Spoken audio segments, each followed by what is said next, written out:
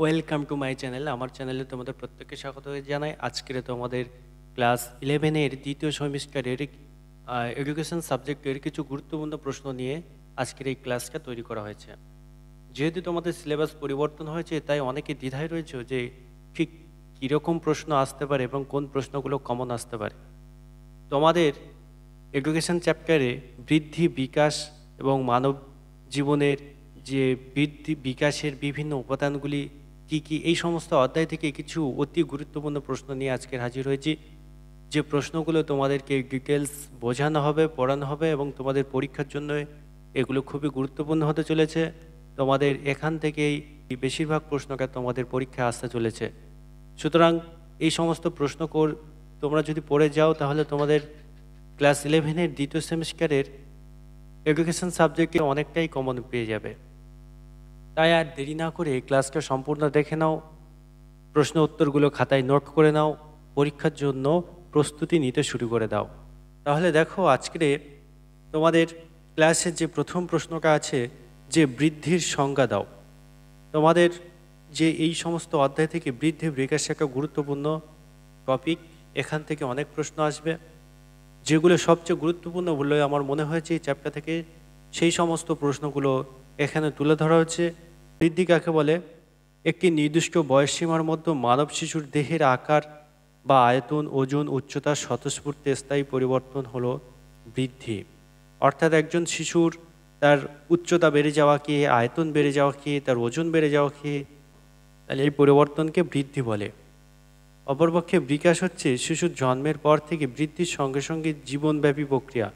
অর্থাৎ বিকাশ বৃদ্ধির সঙ্গে বিকাশ ঘটবে এবং সারা জীবনব্যাপী প্রক্রিয়া, জন্মের সময় থেকে মৃত্যু পর্যন্ত যে প্রক্রিয়া, সারা জীবনব্যাপী প্রক্রিয়া, সামগ্রিক গুণগত মান ক্রম উন্নতমূলক এগিয়ে যাওয়াকে বিকাশ বলা হয়, পিছিয়ে যাওয়াকে বিকাশ বলা হয় না। গুণগত অর্থাৎ যে সমস্ত বৈশিষ্ট্যকে আমরা সংখ্যা দ্বারা পরিমাপ করতে পারি না বা বিচার করতে পারি না। বৃদ্ধির চারটি বৈশিষ্ট্য কী কী? বৃদ্ধি বংশধারা পরিবেশের মিথস্ক্রিয়ার ফল।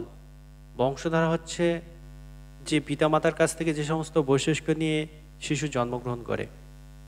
শিশুর উচ্চতা কত হবে, শিশুর গায়ের রং, দেহের গঠন ইত্যাদি সব কিছু বংশধারা দ্বারা নির্ধারিত হয়। পরিবেশ সেই সমস্ত গুণ বা বৈশিষ্ট্যগুলিকে বিকাশিত হতে সহায়তা করে। সুতরাং বলা যেতে পারে বৃদ্ধি হলো বংশধারা ও পরিবেশের মিথস্ক্রিয়ার ফল। ব্যক্তির বিভিন্ন বয়সের বৃদ্ধির হারের পার্থক্য লক্ষ্য করা যায়। তাহলে ব্যক্তির জীবন বিকাশকে যদি আমরা কয়েকটি বিভাগে ভাগ করি, যেমন শৈশবকাল, জন্মের পর থেকে 4-5 বছর পর্যন্ত শৈশবকাল হিসেবে ধরে নেওয়া হয়। তারপর বাল্যকাল, তারপর আসে কৈশোরকাল, তারপর আসে পরিণতকাল, যৌবনকাল, তারপর আসে পরিণতকাল, তারপর হচ্ছে বার্ধক্যকাল। বয়সে শৈশবকালে বৃদ্ধির হার সবচেয়ে বেশি থাকে, বাল্যকালে বৃদ্ধির হার একটু কমে যায়, কৈশোরকালে ঠিক আগের মুহূর্ত থেকে বৃদ্ধির হার পুনরায় বৃদ্ধি পেতে থাকে, শরীরের উচ্চতার বৃদ্ধি হয়। কৈশোরকালের পর থেকে এই বৃদ্ধির হার ধীরে কমতে শুরু করে এবং একটা সময় বৃদ্ধি একেবারেই থেমে যায়। বৃদ্ধি কিন্তু সারা জীবনব্যাপী প্রক্রিয়া নয়, একটা নির্দিষ্ট সময় বৃদ্ধি থেমে যায়। 3 নম্বর বৈশিষ্ট্য হচ্ছে এই বয়সের বিভিন্ন শিশুদের মধ্যে, একই বয়সের বিভিন্ন শিশুদের মধ্যে বৃদ্ধির হার তারতম্য লক্ষ্য করা যায়। অর্থাৎ যদি দুটি শিশু যাদের বয়স 6 বছর কিংবা 5 বছর, তাদের বৃদ্ধির হারের তারতম্য দেখা যায়, এক্ষেত্রে যে শিশুটা বৃদ্ধির ক্ষেত্রে বা উচ্চতার ক্ষেত্রে অন্য একটি শিশুর থেকে এগিয়ে আছে, তাহলে সারা জীবন তার বৃদ্ধির এই যে তারতম্য বা পার্থক্য একই রকম থাকে। 4 দেখে দেখো, বৃদ্ধির উপর অনুশীলনের ধনাত্মক প্রভাব রয়েছে, অর্থাৎ ইতিবাচক প্রভাব। অনুশীলন করলে বৃদ্ধি হয়। অর্থাৎ কোনো বালক যদি অনুশীলন করে, খেলাধুলা, ছোটা, ব্যায়াম করা ইত্যাদি যদি কাজকর্মে যুক্ত থাকে, তাহলে তার বৃদ্ধির উপর ইতিবাচক প্রভাব পড়ে। তবে বয়স যেহেতু বৃদ্ধি একটা নির্দিষ্ট সময়ে থেমে যায়, সেহেতু সেই নির্দিষ্ট বয়সের পরে অনুশীলন করলে বৃদ্ধি উপরে আর অনুশীলনের কোনো প্রভাব থাকে না। তখন আয়তনে বা ওজনে বাড়তে পারে, কিন্তু উচ্চতায় বাড়তে পারে না। চারে দেখো বিকাশের 4টি বৈশিষ্ট্য।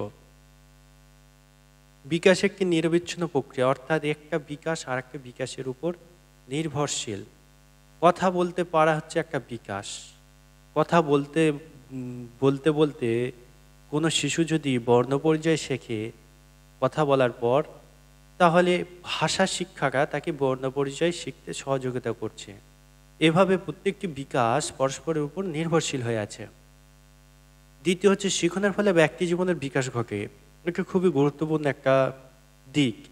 অর্থাৎ শিক্ষার ফলে ব্যক্তির অনেক দিকের বিকাশ ঘটে, সামাজিক, মানসিক, বৌদ্ধিক, নৈতিক নানান দিকের বিকাশ ঘটে থাকে। 3 নম্বর হচ্ছে ব্যক্তির বিভিন্ন বিকাশগুলি পারস্পরিক সম্পর্কযুক্ত, যেটি একের যেই পয়েন্ট রয়েছে বা বৈশিষ্ট্য রয়েছে তার সাথে অনেকটা মিল রয়েছে। 4 দেখো বিকাশ সামগ্রিক থেকে বিশেষের দিকে ঘটে। এটা কীরকম? যখন একটি শিশু তার হাত দিয়ে, শৈশবকালে শিশু তার হাত দিয়ে কোনো বস্তুকে ধরতে চায়, তখন সে দুটো হাত এবং হাতের 10টি আঙুল দিয়ে সে বস্তুকে ধরার চেষ্টা করে। যখন সেই শিশুকে বড় হয়, 10 বছর কিংবা 8 বছর, হতে পারে 6-7 বছর পর, সেই শিশুকার যখন হাতের বিকাশ হবে, সে তখন দুটি হাত কোনো একটা বস্তুকে ধরতে দুটো হাত ব্যবহার করে না, একটা হাত ব্যবহার করে। আবার কোনো ছোট্ট একটা বস্তুকে ধরতে সে মাঝে মধ্যে দুটি আঙুলও ব্যবহার করে সে বস্তুকে ধরতে পারে। কিন্তু শৈশবকালে কোনো 2 বছরের কোনো শিশুকে দিয়ে কোনো একটা বস্তুকে দুটি আঙুল দিয়ে তাকে ধরানো সম্ভব নয়। অর্থাৎ শিশুকে দুটি আঙুল দিয়ে কখনো কোনো বস্তুকে ধরতে পারবে না। অর্থাৎ তার হাতের তখন বিকাশ হয়নি, পেশির বিকাশ হয়নি, তার হাড়ের বিকাশ হয়নি। পেশির বিকাশ না হওয়ার কারণে সে বিশেষভাবে দুটি আঙুল ব্যবহার করতে পারছে না। অর্থাৎ আমরা বলতে পারি বিকাশ সামগ্রিক দিক থেকে বিশেষের দিকে ঘটে। এর একটা গুরুত্বপূর্ণ দিক হচ্ছে বিকাশ ও বৃদ্ধির পার্থক্য কী। বিকাশ বৃদ্ধির মধ্যে সম্পর্ক রয়েছে। বৃদ্ধি ব্যতীত বিকাশ হতেই পারে না, কিন্তু বিকাশ ও বৃদ্ধির মধ্যে পার্থক্য রয়েছে। বৃদ্ধিকে আমরা কিন্তু পরিমাপ করতে পারি, আমরা আকার, আয়তন, ওজন, উচ্চতা আমরা পরিমাপ করতে পারি। কিন্তু কোনো একজন ব্যক্তির বিকাশ, যেমন সামাজিক বিকাশ, সামাজিক দক্ষতা, বৌদ্ধিক বিকাশ, নৈতিক বিকাশ, এগুলো তো আমরা পরিমাপ করতে পারি না। আচ্ছা, যাই হোক, পার্থক্যগুলো দেখলে আমাদের কাছে আরও ধারণা পরিষ্কার হয়ে যাবে। বৃদ্ধি বিকাশের প্রথম পার্থক্য সংজ্ঞা দিয়ে শুরু করা যাক, যে আকার ও আয়তনে বেড়ে যাওয়াকে বলা হচ্ছে বৃদ্ধি, আর বিকাশ আকার ও আয়তনের বৃদ্ধির সঙ্গে সঙ্গে সক্রিয়তা ও গুণগত উৎকর্ষতা বৃদ্ধিকেই বিকাশ বলে। যদি কোনো শিশুর তার দেহের আকার আকৃতি বৃদ্ধি পেয়েছে, কিন্তু সেই দেহ দিয়ে কোনো কর্ম সম্পাদন করতে পারে না, কোনো অ্যাক্টিভিটি বা কোনো কাজ করতে পারে না, তাহলে আমরা বলতে পারি তার কোনো বিকাশ হয়নি। অর্থাৎ বৃদ্ধির সাথে সাথে তার সক্রিয়তা, উৎকর্ষতা, গুণগত পরিবর্তনকে বলবো আমরা বিকাশ। বৃদ্ধি হলো কারণ আর বিকাশ হচ্ছে তার ফল। অর্থাৎ বৃদ্ধির ফলেই কিন্তু বিকাশ ঘটে। তবে বৃদ্ধি হলে যে বিকাশ হবে তার কোনো কথা নেই। অনেক ক্ষেত্রে বৃদ্ধি হলে বিকাশ নাও হতে পারে। 3 নম্বর দেখো, বৃদ্ধির ধারণা কেবল দৈহিক বা শরীরের মধ্যে সীমাবদ্ধ, অর্থাৎ দেহের মধ্যে সীমাবদ্ধ থাকছে। শুধুমাত্র ওজন বাড়বে, শুধুমাত্র উচ্চতা বাড়বে, আকার আয়তনের পরিবর্তন হবে, এগুলোকে আমরা বৃদ্ধি বলবো। কিন্তু বিকাশের ক্ষেত্রে কিন্তু এই বিকাশের ধারণা দৈহিক, মানসিক, সামাজিক, প্রাক্ষবিক সবাই অন্তর্ভুক্ত। কারণ বৃদ্ধি ছাড়া যেহেতু বিকাশ হয় না, তাহলে এখানে দৈহিক বিষয়টাও অন্তর্ভুক্ত হয়ে আসছে। এবার আমরা দেখব বিকাশ এবং বৃদ্ধির মধ্যে কি সম্পর্ক রয়েছে। বৃদ্ধি ও বিকাশের মধ্যে যে সম্পর্ক রয়েছে, বৃদ্ধি ও বিকাশ পরস্পরের উপর নির্ভরশীল। বৃদ্ধির উপর বিকাশ তো একেবারেই নির্ভরশীল বলা যেতে পারে। বৃদ্ধি বিকাশ উভয়ের ক্ষেত্রে বংশগতির প্রভাব রয়েছে। এটা একটা পয়েন্ট, যে বৃদ্ধির ওপর যেমন বংশগতির যে প্রভাব রয়েছে, বিকাশের ওপর বংশগতির প্রভাব রয়েছে। অর্থাৎ একজন শিশু কতটা লম্বা হবে, তার দেহের গঠন হবে কেমন, তার রং কেমন হবে, তার দেহের গঠন কেমন হবে ইত্যাদি সব কিছু নির্ভর করে তার বংশগতির ওপর। সেই রকমভাবে একটা শিশুর তার মেজাজ কেমন হবে, আগ্রহ কেমন হবে, প্রবৃত্তি কেমন হবে, এগুলিও তার বংশের ওপর নির্ভর করে। একটা শিশু শিক্ষাক্ষেত্রে কতটা পারদর্শী হবে বা তার সামাজিক কতটা দক্ষতা হবে, অনেকটা তার সেগুলি পিতামাতার জিন দ্বারা নির্ধারিত হয়ে থাকে, তার বংশগতির দ্বারা নির্ধারিত হয়ে থাকে। আচ্ছা, পরের পয়েন্টে যদি যাই, তাহলে বিকাশ অনেকাংশে বৃদ্ধির উপর নির্ভরশীল, এটা আমরা আগেও দেখেছি। আবার যথাযথ বৃদ্ধি প্রাথমিক জীবন বিকাশের প্রক্রিয়াকে ত্বরান্বিত করে। ব্যক্তির ব্যক্তিত্ব বিকাশে বৃদ্ধি বিকাশ উভয় গুরুত্বপূর্ণ। ব্যক্তির ব্যক্তিত্ব, তার আচরণ কেমন হবে, তার সামাজিক ক্রিয়া প্রতিক্রিয়া কেমন হবে, এগুলি কিন্তু নির্ভর করে তার বৃদ্ধি এবং বিকাশের উপর। সুতরাং এটা বলা যেতে পারে যে বৃদ্ধি বিকাশের মধ্যে পারস্পরিক সম্পর্ক রয়েছে। এই প্রশ্নগুলি কিন্তু প্রত্যেকটা প্রশ্ন খুবই গুরুত্বপূর্ণ তোমাদের এই অধ্যায়ের মধ্যে থেকে এই প্রশ্নগুলো করলে আশা করছি তোমাদের যে 3 নম্বরের প্রশ্ন আসবে সেগুলি আর খুব বেশি দেখতে হবে না। তো বৃদ্ধি পরিমাণ পরিবর্তনগত পরিমাপযোগ্য, ব্যাখ্যা করো। এই লাইনটার অর্থ কি, মানে এই যে পরিবর্তনগত এবং পরিমাপযোগ্য কথাটার অর্থ কি? তাহলে বৃদ্ধির ফলে ব্যক্তির দেহের আকার ও আয়তন, ওজন, উচ্চতা ইত্যাদি পরিবর্তন হয়, তাই বৃদ্ধিকে আমরা কি পরিবর্তনগত প্রক্রিয়া বলতে পারি। অন্যদিকে এই পরিবর্তন পরিমাপ করা যায়, তাই তো আমরা ওজন পরিমাপ করতে পারি একজন ব্যক্তির, 65 কেজি, 50 কেজি, 40 কেজি ইত্যাদি আমরা পরিমাপ করতে পারি। আবার উচ্চতাও পরিমাপ করতে পারি, 5 ফুট 6 ইঞ্চি, 5 ফুট 7 ইঞ্চি, 6 ফুট ইত্যাদিভাবে আমরা পরিমাপ করতে পারি। এবার দেখো, বিকাশ হলো সারা জীবনব্যাপী প্রক্রিয়া। এই কথাটাকে আমাদের ব্যাখ্যা করতে বলছে যে বিকাশ হলো একটি সারা জীবনব্যাপী প্রক্রিয়া। শিশু ভূমিষ্ঠ হওয়ার আগে থেকে মৃত্যুর আগ পর্যন্ত নিরবচ্ছিন্নভাবে বিকাশ প্রক্রিয়া এগিয়ে চলে। বিকাশ কখনো থেমে যায় না, তাই বিকাশকে সারা জীবনব্যাপী প্রক্রিয়া বলা হয়। তোমরা ভাবতে পারো যে একজন শিশু যখন ভূমিষ্ঠ হয়নি কিভাবে তার বিকাশ হতে পারে, কিন্তু বিজ্ঞানীরা গবেষণা করে দেখেছেন যে মাতৃগর্ভে থাকা অবস্থায় পরিবেশ, বাইরের পরিবেশ, তার মাতৃগর্ভের যে পরিবেশ, এগুলো কিন্তু শিশুর ব্রেনের ওপর, তার শরীরের ওপর এফেক্ট ফেলে। মায়ের শারীরিক সুস্বাস্থ্য বা খারাপ স্বাস্থ্য সেটা শিশুর উপর প্রভাব ফেলে। পরবর্তী তার ভূমিষ্ঠ হওয়ার পর থেকে তার শরীরে সেগুলোর লক্ষণ দেখা যায়। তাহলে মৃত্যুর আগে পর্যন্ত যেহেতু এই বিকাশ চলতে থাকে, তাহলে আমরা একে বলতে পারি সারা জীবনব্যাপী প্রক্রিয়া। তো বংশগতি কাকে বলে? যে প্রক্রিয়া পিতামাতার চারিত্রিক গুণাবলী বংশ পরম্পরা সন্তান সন্ততির দেহে সঞ্চারিত হয় তাকে বলা হয় বংশগতি। এই প্রশ্নটা তোমাদের আসতে পারে 3 নম্বরে বা 2 নম্বরে আসতে পারে। যে পিতামাতার গুণাবলী সব শিশু সন্তানরা পেয়ে থাকে এবং যে প্রক্রিয়ার মাধ্যমে, জিনের মাধ্যমে পেয়ে থাকে, সেটাকে বলা হচ্ছে বংশগতি। পরিবেশ কাকে বলে? শিশুর বিকাশে দুটি উপাদানের খুবই গুরুত্বপূর্ণ ভূমিকা রয়েছে, বংশগতি ও পরিবেশ। তারপরে দেখো, পরিবেশ বলতে বোঝায় শিশুর চারপাশে ঘিরে থাকা সজীব ও গতিশীল উপাদান সমষ্টি যা জীবন বিকাশে বিশেষভাবে সহায়তা করে। পরিবেশ হতে পারে এই পরিবেশের মধ্যে সামাজিক পরিবেশ, অর্থনৈতিক পরিবেশ, গ্রামের বা শহরের যে কোনো জায়গা, তার যে পরিবেশ, সেই পরিবেশ শিশুর বিকাশে গুরুত্বপূর্ণ ভূমিকা পালন করে। পরিবেশ যদি ইতিবাচক হয় তাহলে তার বিকাশে গুরুত্বপূর্ণ ভূমিকা বা এগিয়ে দিতে সহযোগিতা করে। পরিবেশ যদি নেতিবাচক হয় তাহলে তার বিকাশে বাধা সৃষ্টি করতে পারে। একইভাবে অর্থনৈতিক পরিবেশও, পরিবারের অর্থনৈতিক ইকোনমিক কাঠামো কিন্তু শিশুর বিকাশে অনেক এফেক্ট ফেলে। বিকাশের 4টি গুরুত্বপূর্ণ শর্ত, অর্থাৎ বিকাশের জন্য আমাদের কি কি পরিস্থিতিগুলোকে সঠিক রাখতে হবে, সেই শর্তগুলি হলো: প্রথম শর্ত হচ্ছে শিশুর সর্বাঙ্গীন বিকাশের ক্ষেত্রে সুষম খাদ্যের প্রয়োজন। যথাযথ পুষ্টি শিশুর বৃদ্ধ বিকাশে সহযোগিতা করে। গর্ভাবস্থায় শিশুর উপযুক্ত নিরাপদ পরিবেশ প্রয়োজন। বংশগতির জনক মেঙ্গেল। জিন কি? জিন হলো বংশগতির ধারক ও বাহক। দেহের প্রতিটি কোষে নিউক্লিয়াসে অবস্থিত ক্রোমোজোমের মধ্যে জিন থাকে। জিন হচ্ছে বংশগতির এককও বলা হয়। তারপরে দেখো, বংশগতিকে কটি ভাগে ভাগ করা যায়?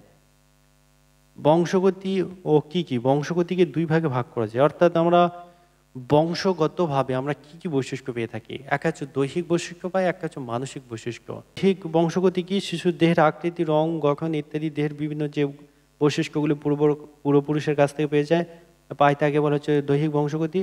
আর শিশুর প্রবৃত্তি, প্রক্ষোভ, ইচ্ছা শক্তি, চিন্তা শক্তি ইত্যাদি বিভিন্ন মানসিক বৈশিষ্ট্যগুলি যা পূর্বপুরুষের কাছ থেকে পায় তা হচ্ছে মানসিক বংশগতি। বিকাশ বৃক্ষ কি? এখানে একটা ইউনিক প্রশ্ন আছে যে বিকাশ বৃক্ষ কি, এর অংশগুলি কি? লেখো।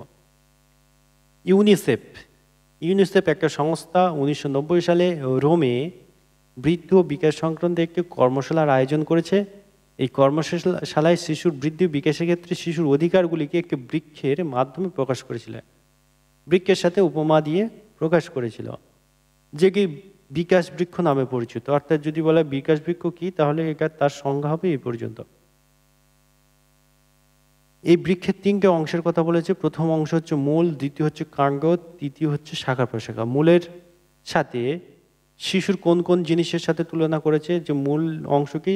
শিশুর প্রাথমিক চাহিদা, যেমন খাদ্য, জল, পুষ্টি, পরিবার, সামাজিক নিরাপত্তা ইত্যাদি। কাণ্ডের সাথে কি তুলনা করেছে? কাণ্ডের সাথে শিশুর অস্তিত্ব বিকাশের অধিকার। এই অধিকারগুলি হলো আইনি নিরাপত্তা, সুষম বৃদ্ধির অধিকার। শাখা প্রশাখা কি?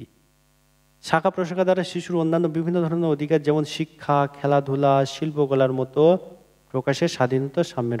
পরিবেশকে কত ভাগে ভাগ করা যায়? পরিবেশকে প্রধানত দুটি ভাগে ভাগ করা যায়। একজন শিশুর পরিবেশকে প্রধানত দুটি ভাগে ভাগ করেছে, আন্তঃপরিবেশ এবং বহির পরিবেশ। পিকুনাস মানব জীবনের বিকাশের স্তরকে কয়েকটি ভাগে ভাগ করেছেন কি কি? এখানে পিকুনাস কিন্তু 10টি ভাগে ভাগ করেছে। প্রশ্ন হচ্ছে শৈশবকালকে কি? জন্মের পর থেকে 5 বছর বা 6 বছর বয়স পর্যন্ত বিকাশের স্তরকে শৈশবকাল বলা হয়ে থাকে। 20 দাগে শৈশবের 4টি বিকাশমূলক বৈশিষ্ট্য। শৈশবের 4টি বিকাশমূলক বৈশিষ্ট্য হলো এই স্তরের, এখানে হচ্ছে ইফতারের হয়ে গেছে, বানানটা একটু ঠিক রাখবে বা ঠিক করে নেবে। এই স্তরের দৈহিক বিকাশের হার খুব বেশি। শৈশবে দৈহিক বিকাশের হার খুব বেশি হয়। এই স্তরে শিশুর আত্মসচেতনতার বিকাশ হয়। শিশুর মধ্যে আনন্দ, রাগ, ভয়, উল্লাস, ভালোবাসা ইত্যাদি প্রক্ষোভের বিকাশ ঘটে। সময়কালকে মধ্য বাল্যকাল বলা হয়। কোন সময়কালকে? 5 বছর বা 9 বছর বয়স পর্যন্ত সময়কালকে মধ্য বাল্য, মাঝের যে বাল্যকালটা 5 বছর থেকে 9 বছর পর্যন্ত। বাল্যকালের শেষ স্তর হচ্ছে কিন্তু 12 বছর, কিন্তু 5 থেকে হচ্ছে 9 হচ্ছে মধ্য বাল্যকালের স্তর। এই স্তরের বালক বালিকারা অতি সক্রিয় থাকে, তাদের মধ্যে খাদ্য চাহিদা দেখা যায়। এই বয়সে ছেলেমেয়েরা সহপাঠী, পাড়া প্রতিবেশী, বন্ধুদের সঙ্গে মেশে তাদের স্নেহ ভালোবাসা প্রত্যাশা করে। একটা গুরুত্বপূর্ণ প্রশ্ন যেটা হচ্ছে যে কোন বয়সকালকে গ্যাং এজ বলা হয়? এই বয়সকালকে এরূপ বলার কারণ কি? বাল্যকালকে হচ্ছে গ্যাং এজ বলা হয়। হলো যে কাসাদাই বাম্বিনী কি? মাদাম মারিয়া মন্তেশ্বরী একজন ব্যক্তি যিনি একটি বিদ্যালয় প্রতিষ্ঠা করেছিলেন। তার নাম হচ্ছে কাসাদাই বাম্বিনী। এই কাসাদাই বাম্বিনীর অর্থ হচ্ছে শিশু নিকেতন। গাইগ্যাকটিক্স অপারেটস কি? মন্তেশ্বরী বিদ্যালয় ইন্দ্রিয় পরিমার্জনের জন্য যে উপকরণ ব্যবহার করেছিল তাকে গাইগ্যাকটিক্স অপারেটস বলা হয়েছিল। মন্তেশ্বরী বিদ্যালয় ইন্দ্রিয় পরিমার্জনের উপর সবচেয়ে বেশি গুরুত্ব দিয়েছিল মন্তেশ্বরী, এবং এই ইন্দ্রিয় পরিমার্জনের জন্য বিভিন্ন ধরনের বস্তু, কাঠের বস্তু, রং ইত্যাদি ব্যবহার করার কথা বলা হয়েছে। এই সমস্ত বিষয়বস্তুকে গাইগ্যাকটিক্স অপারেটস বলা হয়। 25 দেখো কিন্ডারগার্টেন পদ্ধতির উদ্ভাবক কি? এই পদ্ধতি এতে চারাগাছ ও মালিকারা। কিন্ডারগার্টেন পদ্ধতির উদ্ভাবক হচ্ছে ফ্রয়েবেল। অর্থ হচ্ছে শিশু উদ্যান। এই পদ্ধতির চারাগাছ হচ্ছে শিশু আর মালি হচ্ছে শিক্ষক। নার্সারি বিদ্যালয়ের প্রতিষ্ঠাতাকে। নার্সারি বিদ্যালয় কি? প্রশ্নটা একটুখানি কারেকশন করবে যে নার্সারি বিদ্যালয় কি? নার্সারি বিদ্যালয় হয়ে গেছে। নার্সারি বিদ্যালয় কি? এর প্রতিষ্ঠা কে করেন? উত্তর হলে যে সমস্ত বিদ্যালয়ে শিশুদের শিক্ষা দেওয়া হয় তাকে বলা হচ্ছে নার্সারি বিদ্যালয়। নার্সারি বিদ্যালয় প্রতিষ্ঠাতা হচ্ছে মার্গারেট ম্যাকমিলান ও র্যাচেল ম্যাকমিলান। রয়জফলা আকার চয়কাল র্যাচেল ম্যাকমিলান। প্রাথমিক শিক্ষার লক্ষ্য বা উদ্দেশ্য কি? প্রাথমিক শিক্ষার প্রধান উদ্দেশ্য হচ্ছে সুঅভ্যাস গড়ে তোলা এবং পরিবেশ সম্পর্কে জ্ঞান। আজকে ছিল এই পর্যন্ত ক্লাস। তোমাদের ক্লাসটা ভালো লাগলে অবশ্যই লাইক করে দেবে একটা, আর আমাদের চ্যানেলটাকে ফলো দিয়ে রাখবে, কারণ এখানে 11-এর এডুকেশন সাবজেক্ট এবং অন্যান্য বিভিন্ন ধরনের ফিলোসফি, রাষ্ট্রবিজ্ঞান, ইতিহাস, বিভিন্ন সাবজেক্টের উপরে গুরুত্বপূর্ণ নোটস এবং ক্লাস দেওয়া হবে, যেগুলো তোমাদের কাজে আসতে পারে। তাই চ্যানেলটাকে সাবস্ক্রাইব করে সবসময় পাশে থাকবে। ধন্যবাদ।